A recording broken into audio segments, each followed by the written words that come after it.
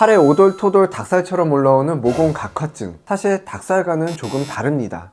가장 확실한 치료법은 바로 팔에 오돌토돌 닭살처럼 올라오는 모공 각화증, 특히 건조한 겨울이 되면서 더 심해질 수 있는데요. 오늘은 이러한 모공 각화증은 왜 생기고 어떻게 관리하면 좋은지 함께 알아보도록 하겠습니다. 모공 각화증은 흔히 닭살 피부라는 표현을 많이 하는데 사실 닭살과는 조금 다릅니다. 피부를 보면 털이 나오는 구멍인 모공이 있고 이러한 털을 바짝 세워주는 털 세움근이 있는데요. 우리가 놀랐을 때 털 세움근이 수축하면서 모공이 동그랗게 도드라져 보이는데 이러한 것을 바로 닭살이라고 합니다. 반면 모공 각화증은 각질이 제대로 탈락하지 못하고 모공 입구에 각질이 쌓여서 오돌토돌 올라와 있는 증상인데요. 이렇게 오돌토돌 올라온 모양이 닭살과 비슷해서 닭살 피부라고 부르는 분이 많습니다. 사실 모공 각화증은 정확한 원인이 밝혀지지는 않았는데요.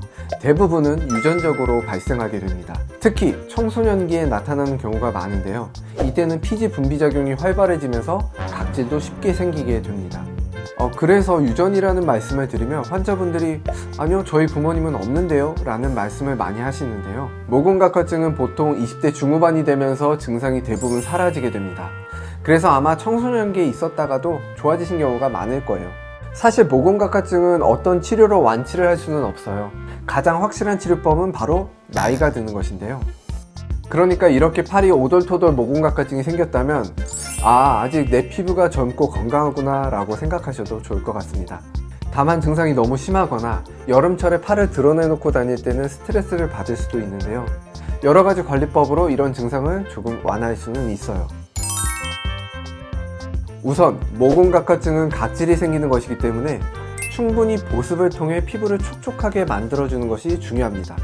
샤워 후에 보습제를 충분히 발라주시고 너무 건조할 때는 바세린을 조금 섞어서 발라주시는 것도 하나의 방법입니다. 또한 너무 뜨거운 물로 오래 샤워하면 피부가 건조해질 수 있기 때문에 미지근한 물로 빠른 샤워를 해주세요.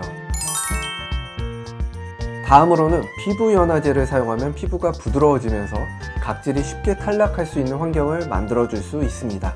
대표적으로 우레아 크림이 있는데요. 피부 연화제는 인터넷이나 약국에서 쉽게 구할 수 있습니다. 아무래도 화장품보다는 약품이 조금 더 효과가 있긴 합니다. 근데 가끔 오돌토돌 올라온 피부를 뜯거나 만지는 분들이 있는데요. 이러면 오히려 색소 침착이나 염증이 생기면서 증상이 더 심해질 수 있어요. 그리고 때를 밀거나 스크럽을 하는 분들이 있는데 당장은 피부가 부드러워 보일지 몰라도 충분한 보습을 해주지 않으면 오히려 피부에 자극을 주고 증상을 심하게 만들 수 있습니다. 각질을 제거하고 싶다면 아하나 바하 성분이 포함된 화장품을 사용하는 것이 피부에 주는 자극을 줄일 수 있습니다. 그리고 모공 각화증 증상이 너무 심하다면 레티노이드 연고를 사용해 볼 수 있습니다.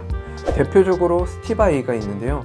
표피세포의 주기를 조절해서 각질세포가 빨리 탈락할 수 있도록 도움을 줄 수 있습니다. 하지만 피부에 자극이 될 수 있는 성분이기 때문에 주의해서 쓰시는 게 좋은데요. 처음에는 1:5 이런 식으로 아주 묽게 희석해서 사용하시는 것을 추천드립니다. 마지막으로 피부과 필링 시술을 통해 증상을 완화할 수 있는데요. 사실 영구적이진 않기 때문에 크게 추천드리진 않습니다. 하지만 결혼식이 있거나 여름철에 팔을 드러내야 하는 상황이라면 이러한 필링 시술로 도움을 받으실 수 있습니다. 오늘은 모공 각화증에 대해 알아봤는데요. 궁금한 점 있으면 언제든지 댓글로 남겨주시고 오늘도 영상 시청해주셔서 감사합니다. 안녕!